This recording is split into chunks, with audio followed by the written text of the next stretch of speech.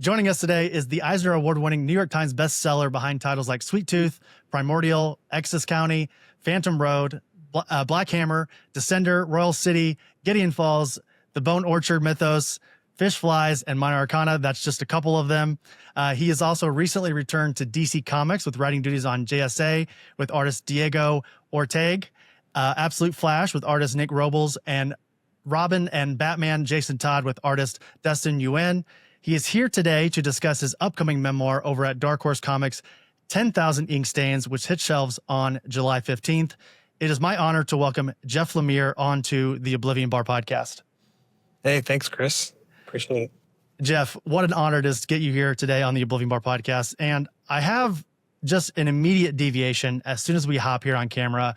You know, as I was reading 10,000 Ink Stains, I learned that you went to film school back in the day, which puts you in this very special category of some of my favorite guests to get here on the Oblivion Bar, which are comic creators who are also big film nerds. So with how busy you are, you know, and how busy you have been here recently, are you ever able to get to the movie theaters anymore? And if so, is there a recent movie that you've seen that you know, sort of sticks out, or one that really stuck with you afterwards? Oh man, I wish I don't get to the movie theater as much as I used to between work and family, you know.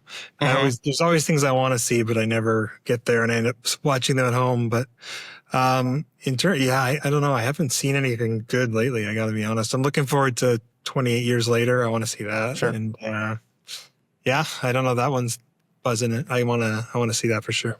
Yeah, I actually saw that last week, and it's been sort of divisive, I think, among movie fans, people who enjoy cinema, and I'm using like cinema in quotations, you know, like people who enjoy the art form, I guess, really seem to like it. And it's weird because everyone that I listen to and respect, you know, reviewers, people who, again, write about film, really love it. And I just couldn't connect with it. So I'm curious if and when you eventually get to it, whether it be, again, at the theater or at home, I'd love to... I'll ask you about it next time we're at a con together. I'll just see if you eventually saw 28 Years Later and see what your thoughts are. Yeah, I do love Alex Garland and Danny Boyle. So, yeah, I'm kind of the target audience, but we'll see. Sure, they definitely do a lot of innovative things. I will say that. Like it's all Boyle and Garland on screen. Like they're trying a lot of things. They're swinging really hard for the fences. I'll tell you that. And I think anyone can appreciate that. And, you know, speaking of 10,000 Ink Stains, which is, again, sort of the central pillar of this conversation, you know, you mentioned in that there towards the beginning, when we're in the early part of your life, before you actually even get into comics, you mentioned that you worked in a kitchen. And you know, as a fellow former service industry worker, I bartended for around 10 years. I still have a hard time properly explaining how much those late night cleaning / venting / drinking sessions really meant to me and still mean to me to this day. It's one of those, like, you had to be there kind of situation. So I'm curious, you know, was that sort of your same relationship with the industry? And very much. Yeah, and then, like, you know, leading up to Essex County, this was your life. Again, explain that to me, like, sort of noodle on that idea on the restaurant industry before getting into comics. Yeah, I mean, I was in film school, you know, here in Toronto, and near the end of film school, I needed to get a job to help pay for things. And, you know, like with so many people in the service industry, restaurant industry is sort of an easy thing to get your foot in the door. You know, I started washing dishes and then moved to the kitchen, and then when I got out of school and I really wanted to focus on comics full time, it was really good because, you know, the shifts are flexible, and so I could pretty much work night shifts in the kitchen, and then I could draw all day because I do like to draw. Like, I'm much more of a morning person when it comes to the creative stuff. So that really worked for me for a long time, and I did that for, I don't know, I guess I did it for a decade too. You know, I was doing that at least a decade.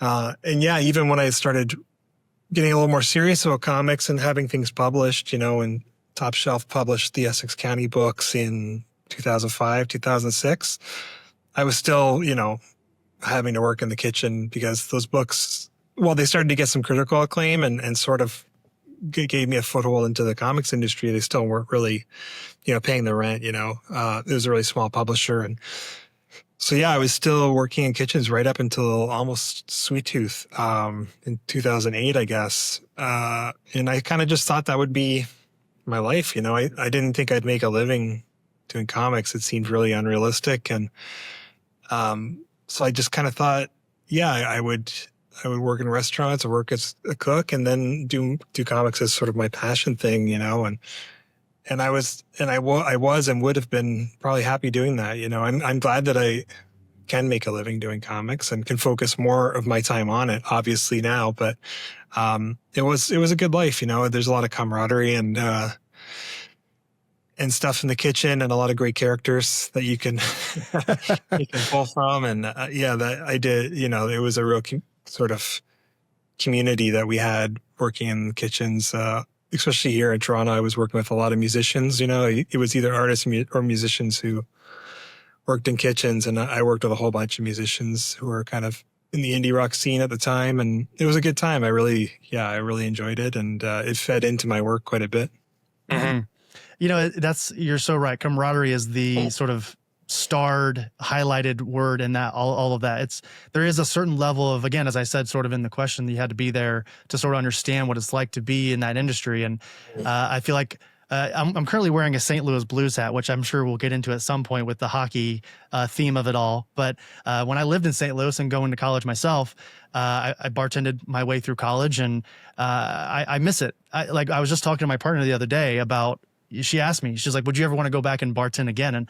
Or do you miss it even? And I was like, I miss it every day. But, and this sort of leads into a question. This isn't me just noodling on my own ideas, but I found it hard, right, to separate from the industry eventually. And I'm curious, when you were eventually finding success with Essex County and with Sweet Tooth, and even Lost Dogs as well, was there a hard disconnect for you too? Were you able to sort of just hack it off and be done? Or did you find yourself wanting to go back? For me, it was a gradual thing. I think I was ready. I was at a different point in my life where I was pushing 30 and I got married. And so I kind of, it was like a transitional period. And I didn't just quit all at once. I went from working full time in kitchens to I was able to work maybe 3 shifts a week. And then I went down to, I was just working 1 shift a week, and then finally, so there was I didn't go weaning off. Yeah, weaning off of that lifestyle. And, the more the kind of that the comics started to take off and the more money I was making with comics, the less shifts I was able to take. So it kind of it sort of one slowly fed into the other. Sure. Did you ever have any ambition to move to the front of the house? Did you always just want to be a cook, or did you ever want to bartend or serve? Yeah, I like the kitchen. Yeah. Actually, the restaurant I worked at was an open kitchen, though. That was actually in the front of the house. It was a really weird layout. We were in front of we were like the first thing you saw when you came in. So yeah, I kind of always, it's like you're on a stage making frickin' burritos or whatever.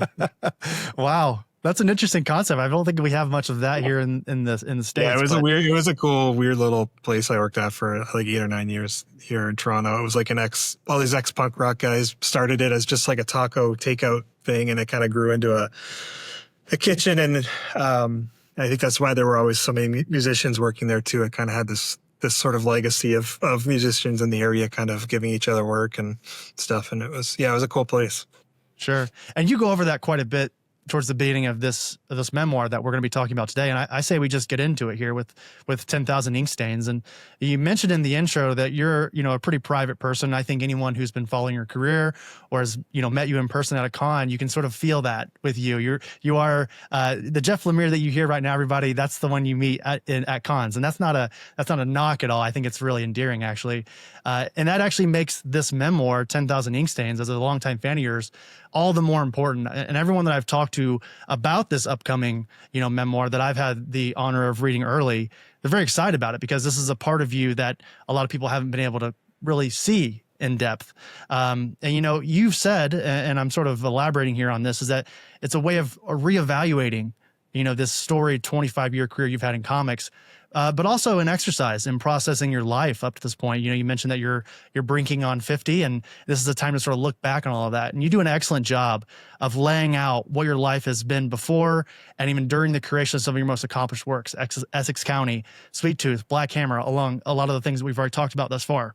So my question for you is, did your relationship change with any particular segment or even a specific moment of your life while working on this project and sort of reflecting on it? Yeah, I think it did. It was it was an interesting process. It kind of coincided with a lot of other sort of big moments in my life, so that it all got mixed together. I guess it was like coming out of COVID, which kind of shifted everyone's perspective on their lives, I think, to some degree. So there was that. And then I went out from COVID, I went right into show running the Essex County TV show here in Canada. So that, I mean, comics really, to say comics were my life was sort of, I really, from 2002, 2003 onward, I draw every day, for 8 hours or whatever. It's like such a routine, and I love that routine. It's very healthy for me.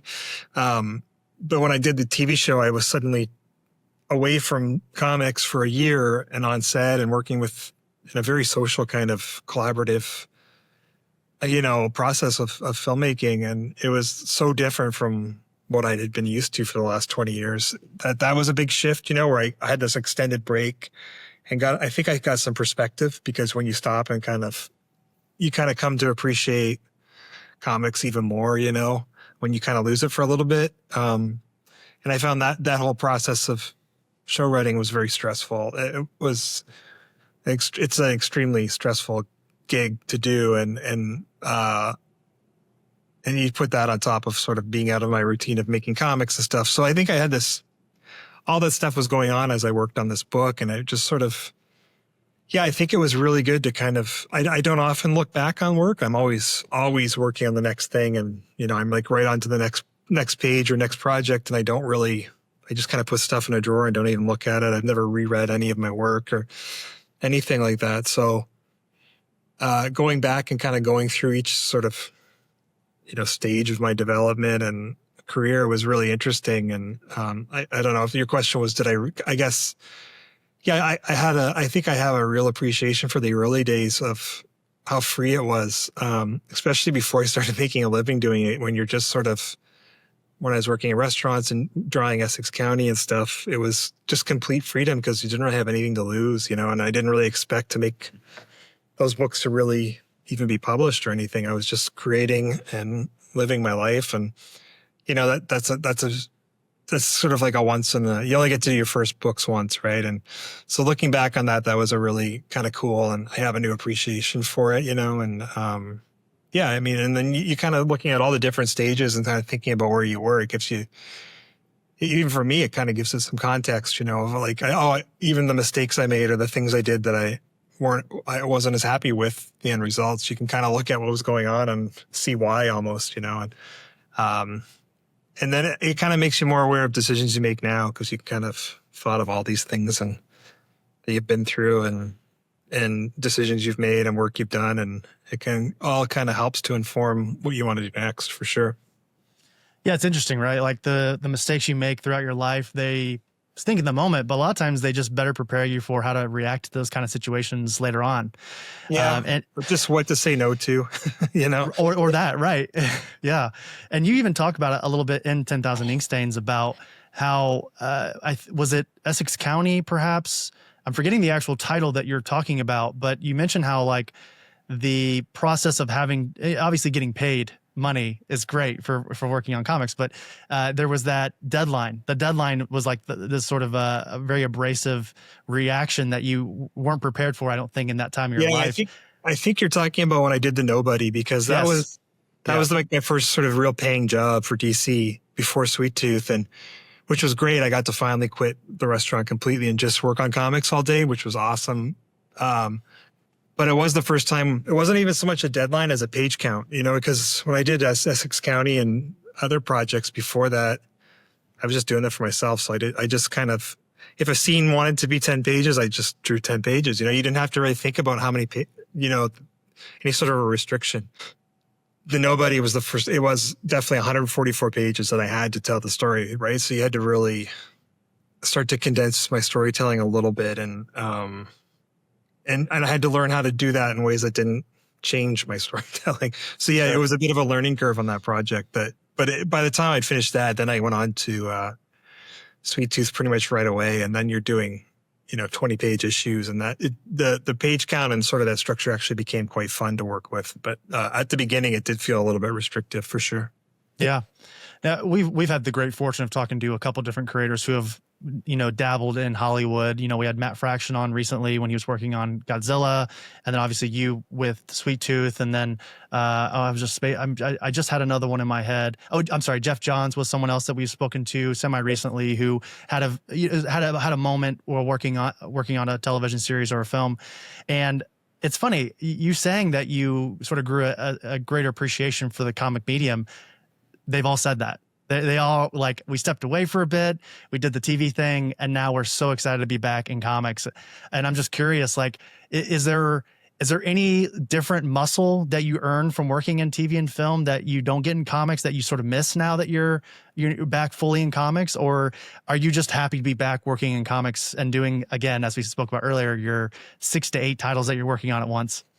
There are things about working in film and TV that I really enjoyed. I like the social aspect. Doing comics is so solitary, which obviously you have to mostly enjoy that or else you wouldn't do it. And sure. I do enjoy mostly working alone every day, but it was kind of cool just to be with people all day. I hadn't really, since working in restaurants, I hadn't really had that sort of a social kind of work environment. So that I miss that a little bit. You do collaborate in comics, but it's not the same because you're kind of both often in different countries, in different parts of the world, and just doing your sections of the work alone, So I think I did kind of enjoy the social thing. And, but yeah, other than that, in terms of the creative stuff, comics for me is still such a superior medium because there's just so much more freedom to kind of have a vision and see it through. And there's an immediacy to it where you can, I'm drawing pages today that will be in readers' hands in a couple months. It's so quick and direct, and there's not a lot of art forms that really are that sort of immediate. And so it's hard to beat, really. Yeah. Sure. Now, something I've heard from folks who have worked on memoirs before, this is a story about you. That's a very personal project. And I found that some people have a hard time balancing facts and then mixing in emotion into that project and maybe even slightly becoming a little bit of an unreliable narrator in certain aspects. Did you find that at all while you're working on this project, or did you have a pretty decent time of separating, this is what happened, here's how I felt, but this is what happened kind of deal? Yeah, no, I didn't never really had a problem with that. I don't think, the essays that I wrote for this, I wrote them sort of just really stream of consciousness. I obviously edited them later, but as I was writing them, I just didn't overthink it. I kind of just, stream of consciousness, really just thinking about everything that was going on. It is you start thinking about one memory and it triggers others right away. So it's a bit of a cascade like that. You start thinking back to what was going on when you're doing whatever project, and then all these other little memories start kind of attaching to it. And so I just let it kind of flow out and I didn't worry too much, and then later you obviously go through it and clean things up and take some things out that you don't want. You're wait, a lot of people are going to read this. I should probably take that out of here. Yeah. Did you find yourself reaching out to folks from, your previous lives, like any Deadly Snake did you call out to any of those guys from back in the day or? No, I didn't really. I'm in touch. I think most of the people in the book are still in regular contact with most of them. So yeah, no, I didn't really, there was no really reaching out to anyone. Sure. I always there are times where I'll play a game or I'll watch a movie or hear a song even, or go to a certain place. Cause I don't live in my hometown anymore and I rarely visit it. And I find myself getting a little swept up in the nostalgia of it all. And I want to reach out and be like, hey, how are you? I haven't talked to you, in 10 plus years. And I was just curious, with a project like this, just if any of that was something that sort of sparked within you at all, Yeah, not really. I think I'm still friends with most of the people, especially in the comics industry, that I was back when I started. I didn't really have to do that. Sure. And, speaking of sort of a bit of a collaboration effort that you had here with this book, is that the book credits Daniel Chabon and Greg Lockhart and Eric Harburn as the editors of this project, with some designer help from Courtney Minard over from, this is sort of a mixture of Dark Horse and Tiny Onion. Yeah. And now that this, this is not meant to siphon off any credit from them and their work on this book, but reading 10,000 Ink Stains and being a longtime fan of yours, this felt extremely personal and just, very Jeff Lemire. If you've read one of your books, a lot of them, they have a very similar tone and a tone that I absolutely love. And this might be a big question for you, Jeff, but what would you like for people to take away from reading a memoir like this and learning about your journey? I think it just, I kind of hope it sort of demystifies the creative process a little, because, when I was younger and I wanted to make comics, I also have to keep in mind that when I wanted to make comics back in the late 90s, it was a different world, where we didn't have the access to creators that people have now through social media. But nonetheless, I still think just seeing people's creative process and kind of seeing the things people struggle with while they're working on stuff that, I guess, just sort of demystify, like anyone can do it, it's not magic, it's just hard work, really. Like anything and I think especially, I kind of opened up a little bit about sort of some of my struggles, especially when I was younger with depression and anxiety and stuff. And, I just thinking back to when I was really going through that in my early 20s and stuff, and I really wanted to make comics and I was struggling and I was not a super happy person. And, I still think there's a lot of stigma around mental health stuff. And if some creator whose work I admired had come out and talked openly about that, it would have made me feel so much more comfortable with myself and okay about it. And it would have made me feel like I can still, like, you can still live a life and you can still make things and do art and accomplish stuff. It's not, you don't have to give up, And so I felt like if I could put some of that out there, that it's a good thing. Yeah, I love that. And I think that definitely comes across while reading this. And, I'm about, I would say 3/4 the way through. I haven't gotten to like the minor arcana part of the book yet, because you pretty much go up to like present day, which is really impressive. I was writing it right up until 2000, like a year ago or whatever. So yeah. And you include, which I think is really cool. There's a lot of talk at the beginning of 10,000 Ink Stains about Ashtray, which is sort of like, is it fair to say this is like your first major piece of work? I don't know if it's major, but it was my first sort of self-published mini zine comic, that I put out into the world, even in any way. Up until then, I was drawing comics all the time, but I hadn't tried to publish anything or sort of put it out. And then Ashtray was sort of the first thing. This was 2002, 2003, where I felt like I wanted to at least try to start putting stuff out there, good or bad, and sort of get some feedback and kind of, or whatever. And that was my very first sort of zine mini comic that I made. I think I printed up like 100 copies or 300 copies or something, and just distributed them locally. This is again before the internet. I couldn't just post stuff, so it was like doing zine shows and putting them on commission at comic shops around town and stuff. Yeah. Yeah, and I think that's it's kind of poetic that the end of 10,000 Ink Stains is the first issue of Ashtray, or at least what you had finished up to that point. And I'm curious, even in the right, you sort of prompt people before they get into it that it's slightly revised. And I was just curious, like when you say slightly revised, what were you able to add to this? No, this it's first not piece of work? revised at all. Yeah, no, it's I'm not sure what it says, but yeah, it's not revised in any way. It's put out exactly as it was. Yeah.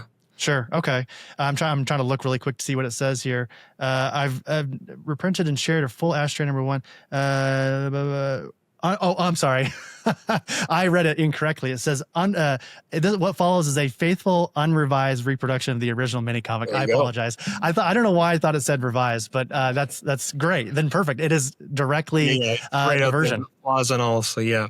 Yeah, I love that. It feels very poetic that you sort of end 10,000 Ink Stains with that. And it's still so Jeff Lemire. like when going through it. Like it is still very much you, even though I'm sure you probably are even slightly embarrassed looking at it in today's I don't know if I'm lenses. embarrassed. I mean, it's obviously really early work and pretty crude. But yeah, I mean, I think the reason I started putting it out even back then was I started to feel some sort of a foothold into, I don't know, getting a voice or telling stories a certain way that I felt comfortable with. So yeah, I guess putting it at the end of the book like that was sort of, it's like a full circle thing where like your earliest stuff, you're still, I'm still connected to it in some ways. And you can see the line from that to my newest work, I think you can still see the same creator there somewhere. Sure. I agree. And, speaking of your latest work, I'd love to sort of noodle on Minor Arcana for a quick moment if I can, because I absolutely love it. We're I think into, is it issue 7 just came out this past week? If I'm thinking of that correctly here. Yeah. And that actually was recently nominated for an Eisner for Best New Series. So congratulations on that. Thanks. That's incredible. And, you said on your Substack here recently, Tales from a Farm, that this was a dream project. And, I think that term gets thrown around sometimes by creators. And I'm just curious, what was it about working on, Tarot and Teresa's story that made this, a quote unquote dream project for you? I think it's not even so much the content of the book. Like, it's not even that, it's not really what the book is about that makes it a dream project. It's just the freedom that I have to kind of tell a long form story again. I haven't done that since I did Sweet Tooth, obviously. And then I tried to do it with Royal City, but I kind of crashed and burned halfway through that book, and so I haven't. And then coming out of working on television too, and kind of just thinking to myself, well, what if I could make my own TV show, but with complete creative freedom and go wherever I want with it, and just and it kind of almost feels like that to me, where I get to do.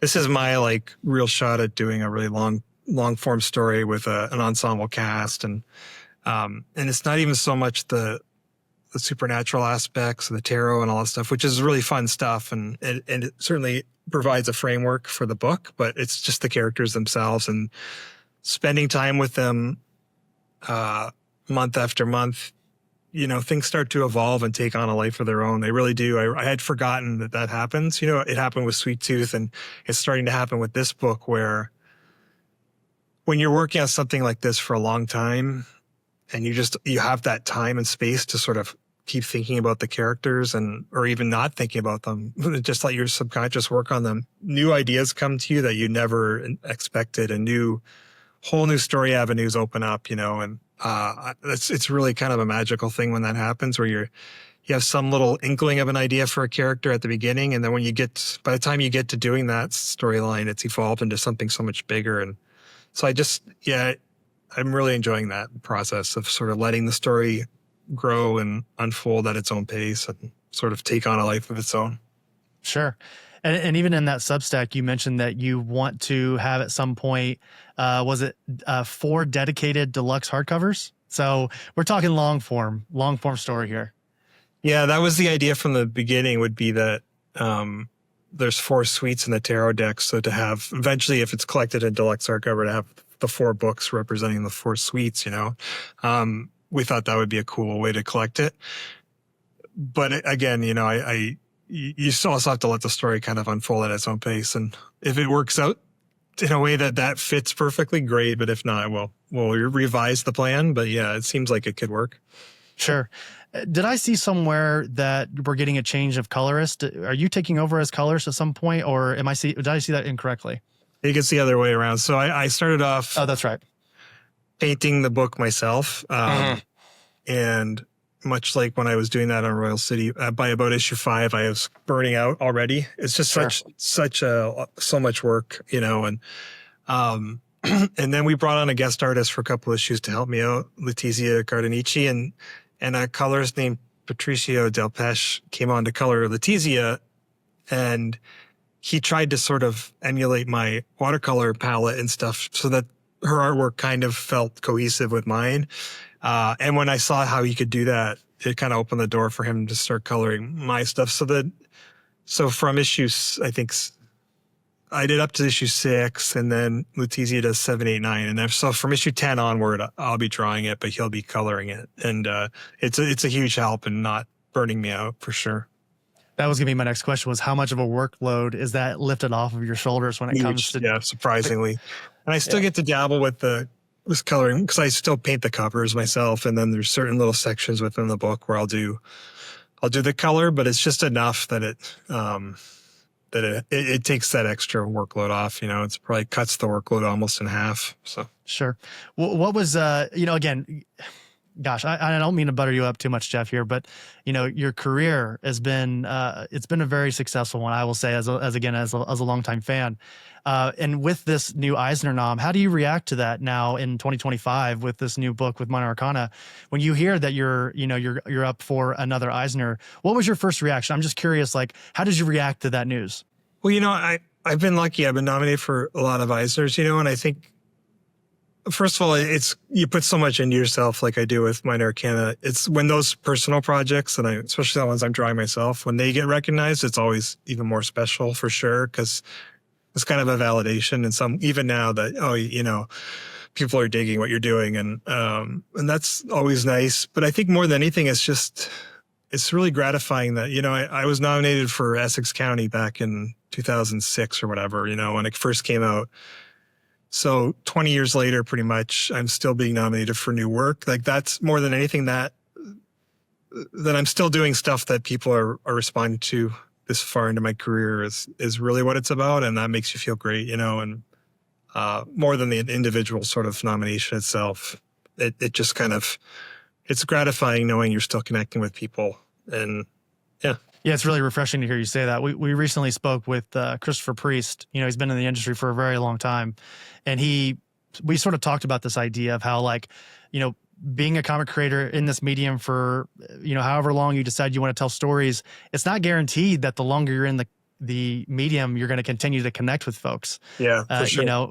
And the ones that do, like yourself and like Christopher, I think, it's extremely impressive, that you guys were able to continue on. And I will say it's also really refreshing to hear you say that this stuff still means something to you. Cause I think it's really easy for some creators to go, it's not a big deal. The Eisners, they're lying when they say they're lying. It's nice. Come on. Who's kidding who? In any walk of life, it's always nice to be recognized and to just for someone to say you're doing a good job. I don't care what you've accomplished. It's always nice. Everyone loves it, It's great. And it's great to be part of the industry of so many talented people. And you see your book nominated with the other best new series nominations this year are all such incredible books. Like, on any year on their own could win it, and it's like, it's great to be in that company and be recognized as amongst such talented people, it's very nice.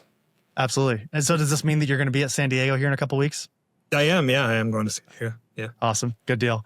I always love that because last year was my first Eisner's. So we're recording this in 2025, 2024, first Eisner's ever.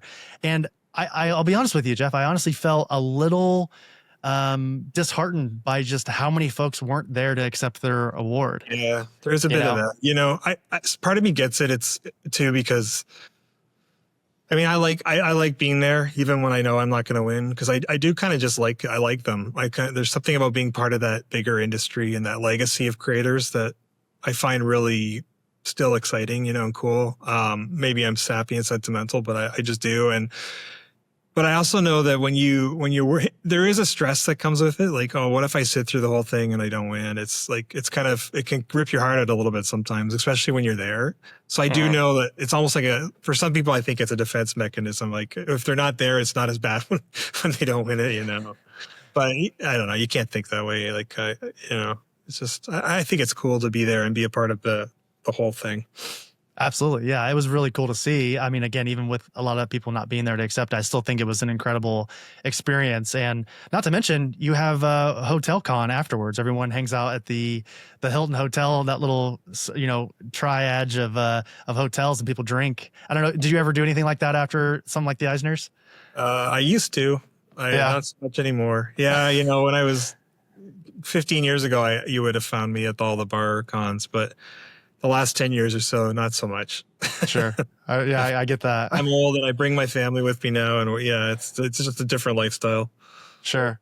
Well, I will say, just to sort of deviate a little bit, and for those keeping track at home, this is Jeff's workload today. Okay. So we have Minor Arcana, JSA, Black Hammer, Spiral City, Phantom Road, Robin and Batman, Jason Todd, Absolute Flash. These are all monthly books in 2025 at some point, whether it is right now or at some point in 2025. I've heard rumblings of a Madame Dragonfly and some more Royal City, possibly Static Age, all upcoming. Is that accurate?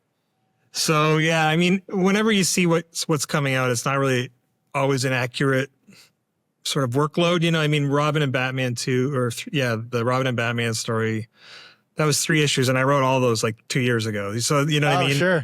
You know, it just takes Dustin a while to paint them. And yeah. What else were we talking? Some of that stuff is stuff like Black Hammer was written a year ago or a year and a half ago, you know, and so it's not always accurate. But then, of course, there's other projects that haven't been announced yet. So I don't know. Yeah, it is. You know, I think I'm always juggling a lot of stuff. I'm trying to cut down, but every time I say that, I end up taking something else.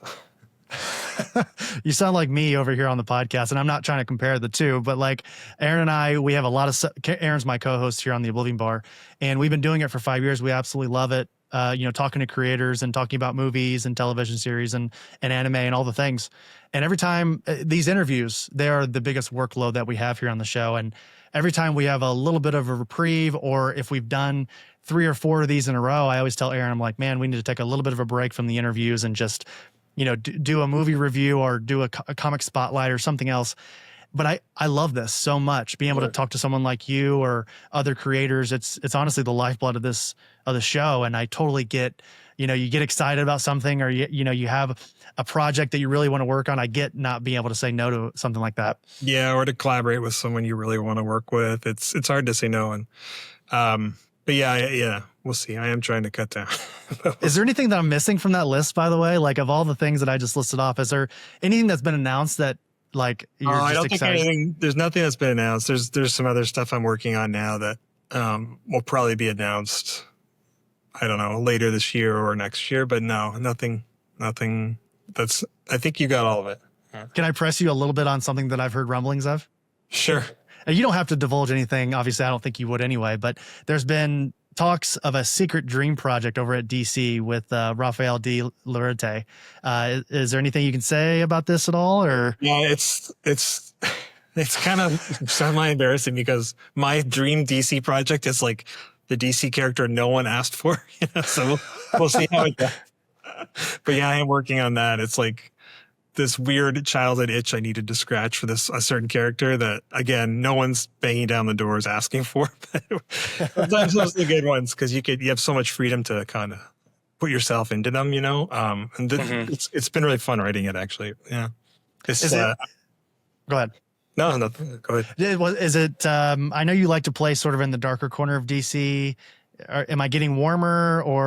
No, yeah, it's not. I don't think you would ever guess who it is. It's very random, and it's this 6-issue mini where we had a lot of freedom to sort of, because no one was asking for this character, to sort of really push the limits of what the character is and will be moving forward. So that's always fun. Yeah.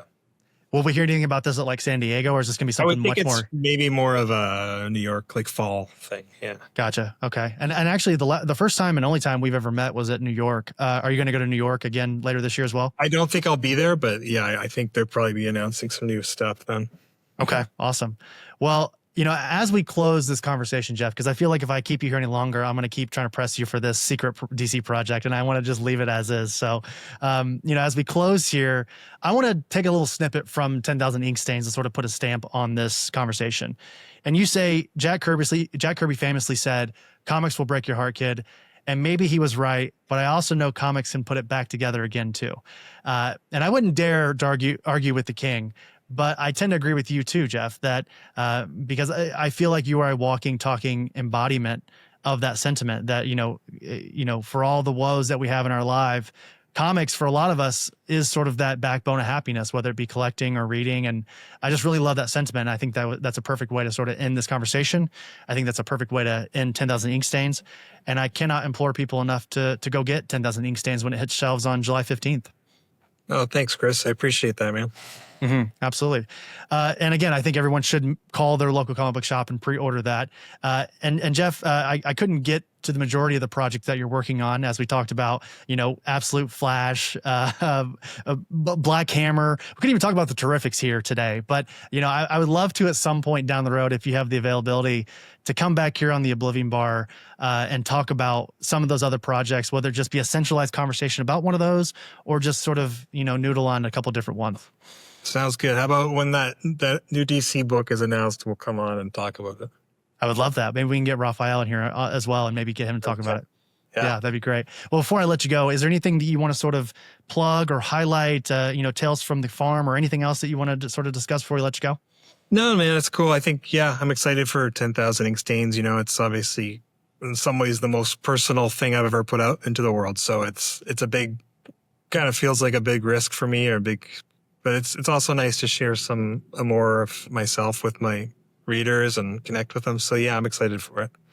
Yeah, I'm very excited to see how people react to this. And again, the couple of folks that I have talked to about it that are big fans of yours are very excited for it as well. And I will tell you, as someone who's read most of it now, it's exactly what you want from being a longtime fan of yours. So Jeff, again, thank you so much for being here. I really appreciate it. Excited to get you back on the show at some point. Excited to see you here in a couple of weeks in San Diego. That's going to be really fun. And hopefully you remember this face and we can talk about. Just wear the blues hat and you'll be okay.